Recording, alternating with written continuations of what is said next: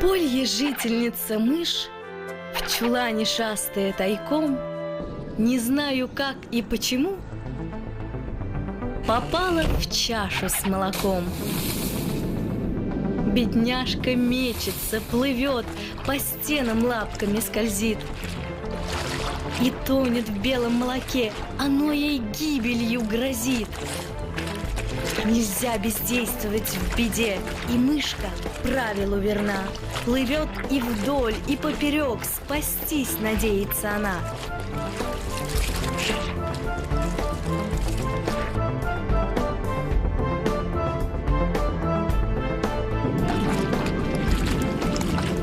Не пропадают зря труды.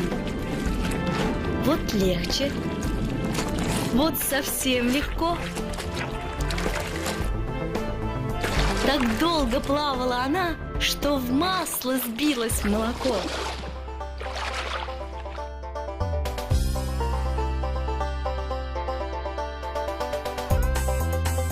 Теперь, на масло опершись, она встает, а там, глядишь, из чаши выпрыгнула вмиг и убежала в норку мышь. О, мой родной, ты хоть в воде, хоть в молоке ты утопай, будь терпелив, настойчив, смел, отчаянию не уступай.